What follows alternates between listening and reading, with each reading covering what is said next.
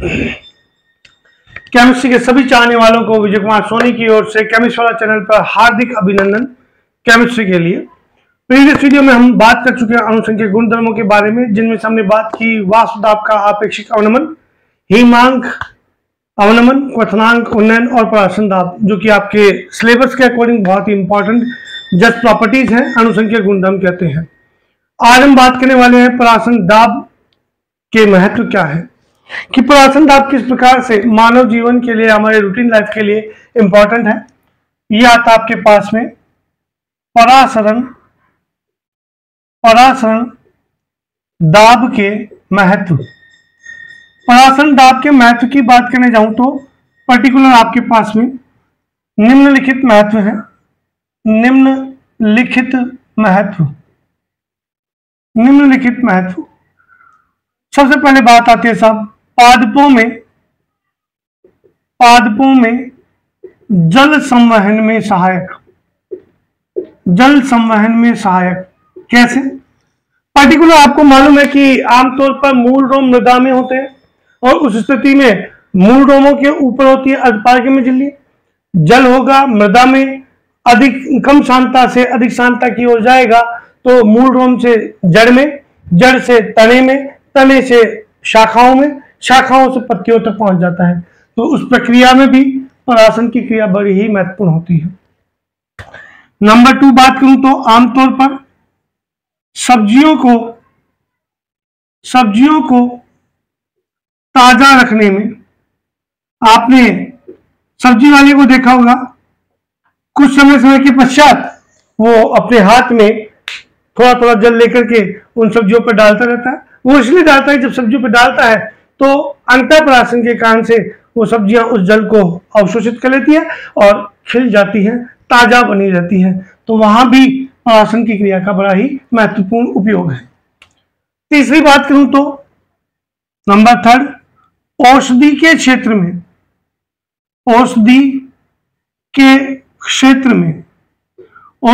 में कैसे?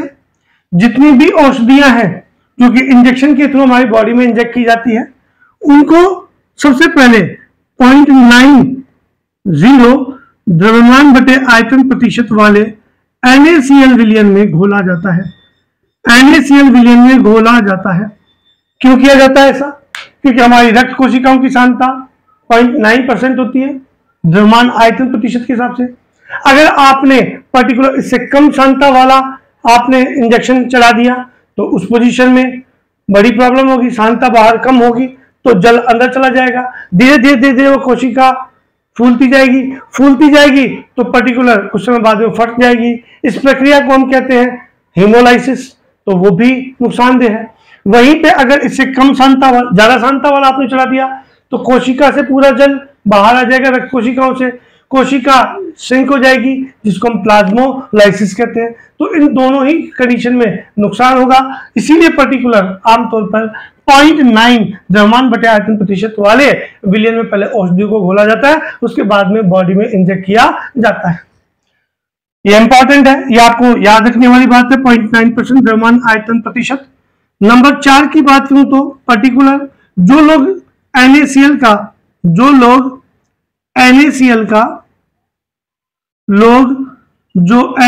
का बोले तो नमक का अधिक उपयोग करते हैं परासरण के कारण उनके पैरों में सूजन आ जाती है, जिसे इडेमा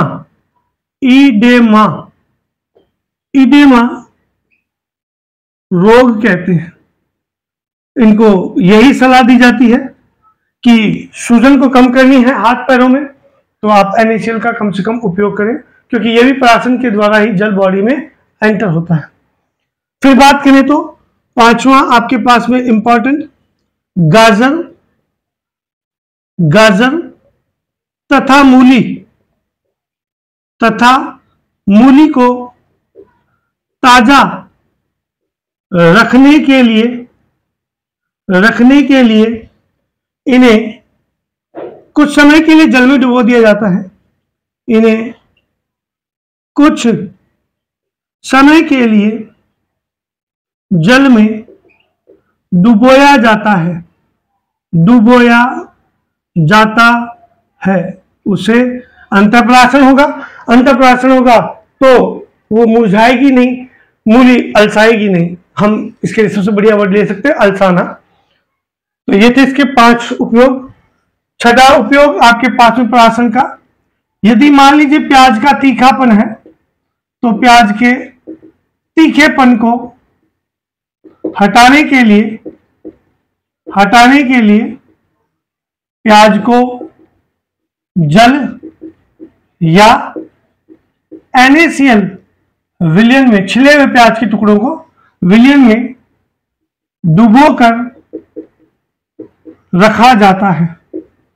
उससे क्या होगा, उसका तीखापन अंतःप्राशन होगा, जल बाहर से अंदर जाएगा, और दूसरे केस में NaCl वाले केस में अंदर से तीखापन बाहर आ जाएगा और वो स्थिति में प्याज खाने लायक होगा, अर्थात उसका तीखापन दूर हो जाएगा। 7th प्रॉपर्टी की बात करूं तो बड़ा ही इंपॉर्टेंट है साहब। वो क्या है कि जितने भी अचार, मुरब्बे, अचार तथा मुरब्बे के लिए कच्चे आम के टुकड़ों को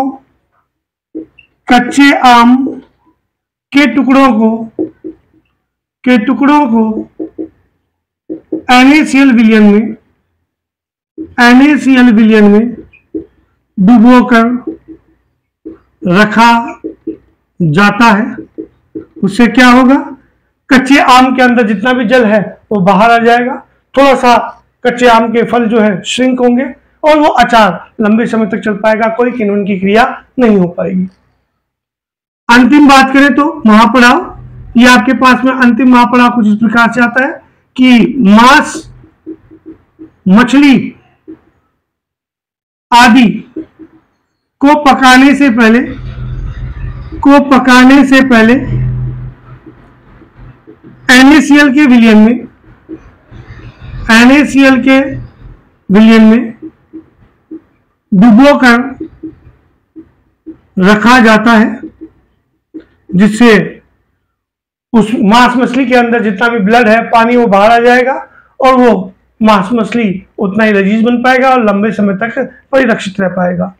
इनको पैकिंग करते समय भी ऐसा ही किया जाता है। तो ये थे आपके पास में प्राशन दाब के महत्वपूर्ण उपयोग या महत्व।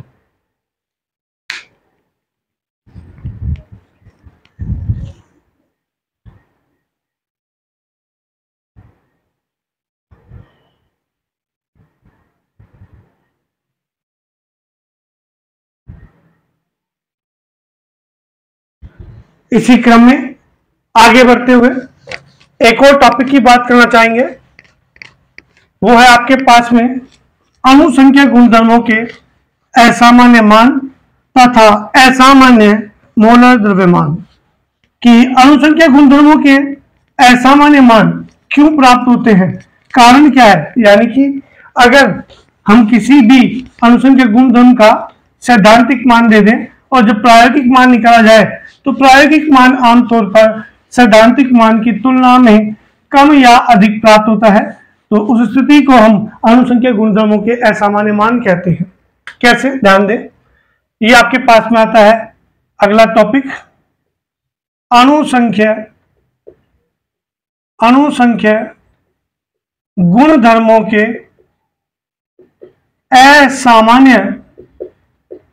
असामान्य मान तथा असामान्य मोलर द्रव्यमान। यह है आपके पास में अगला टॉपिक। बात करें इसकी तो आमतौर पर किसी भी अणुसंख्या गुणधर्म का, मान लीजिए आमतौर पर असामान्य मान किसे कहते हैं, जब अणुसंख्या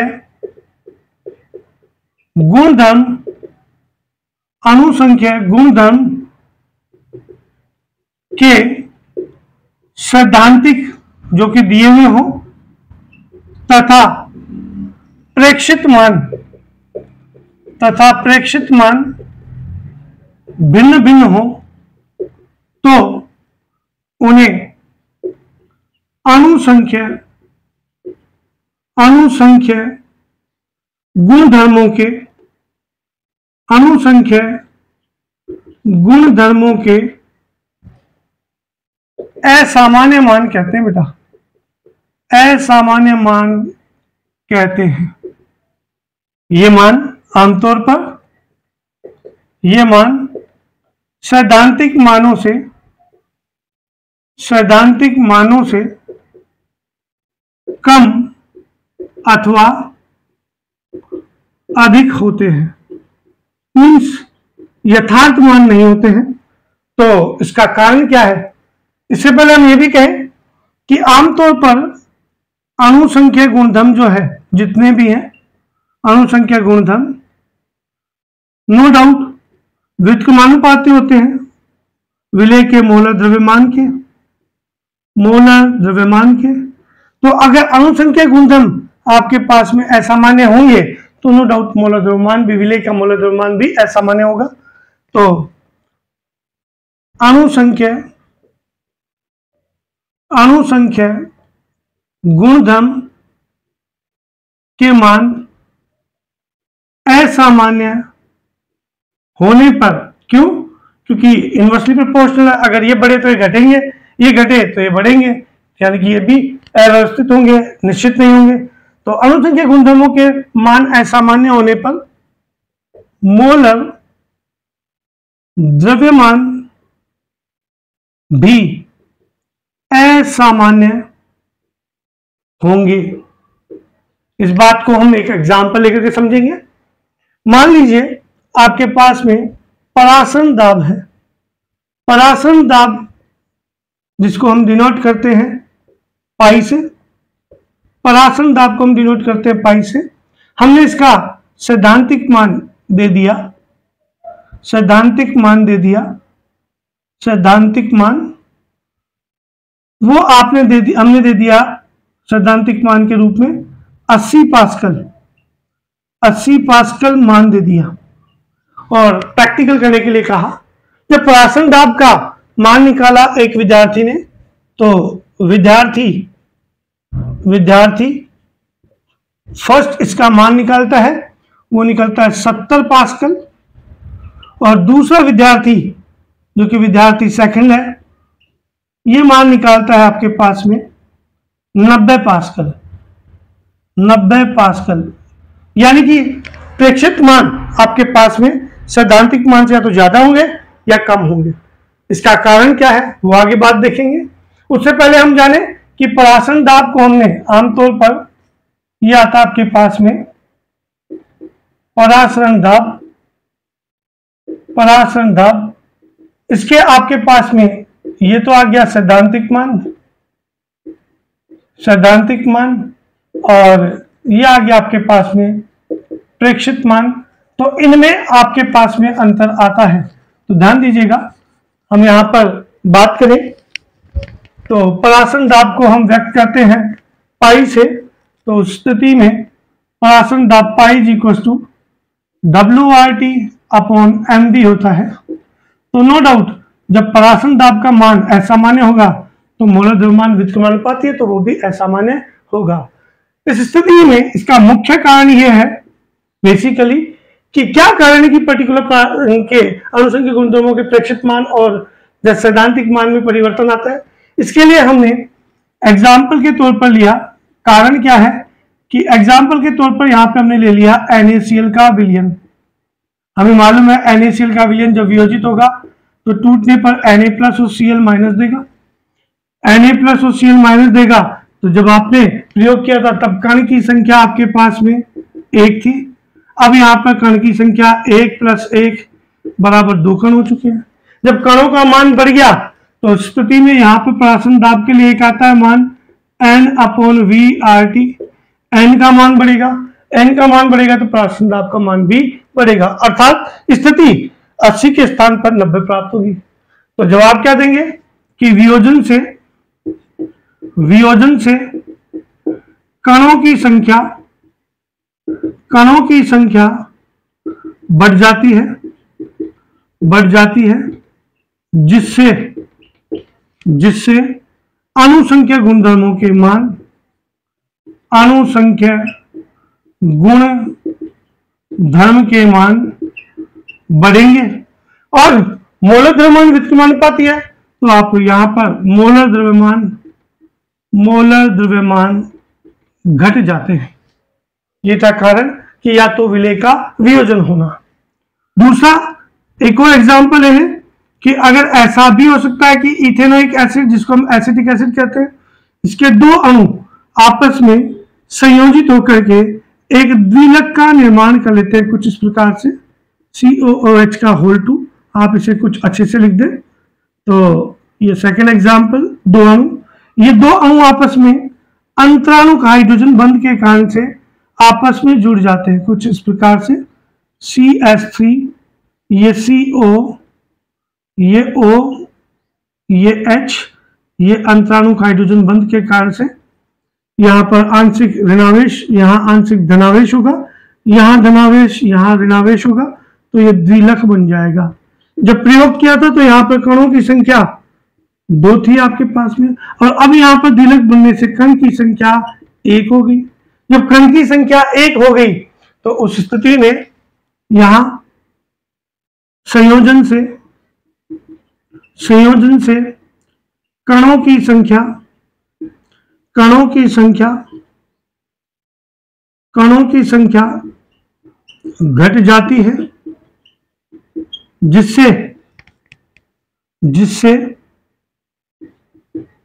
जिससे अणुसंख्या गुणधर्मों के मान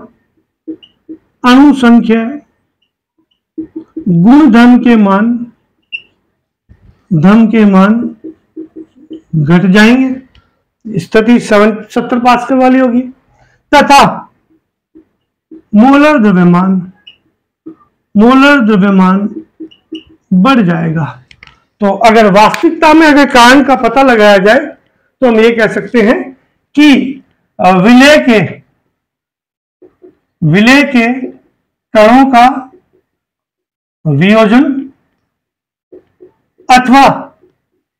अथवा संयोजन हो जाने से पर्टिकुलर यहां अणुसंख्या गुणधर्मों के मान असामान्य प्राप्त होते हैं। यहां वियोजन आ गया, यहां संयोजन आ गया, तो अणुसंख्या गुणधर्मों के मान यहां पर घटते हुए प्राप्त होंगे।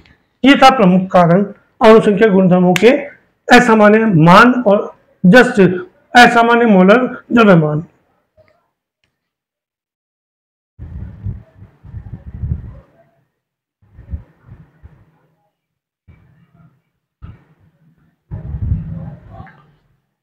तो इसी क्रम में आपसे फिर मुलाकात होगी एक नए टॉपिक के साथ में, क्योंकि जल्द ही ये चैप्टर कंप्लीट होने वाला है। आप लोगों से मेरा एक यही अनुरोध है, स्पेशल अनुरोध, कि आप इस चैनल को ज्यादा से ज्यादा शेयर करें, सब्सक्राइब करें, ताकि उन बच्चों तक भी पहुंच पाए जो हमारी पहुंच से बहुत दूर है। It's kind request to you all, ताकि एक अच्छा कारवा बन सके, क्योंकि मेरा मेन मोटो यही है, आप लोगों को एक बेस्ट क्वालिटी देना, आप लोगों को एजुकेशन के लिए कहीं भी परेशान नहीं होने देना। तब तक के लिए धन्यवाद, शुक्रिया।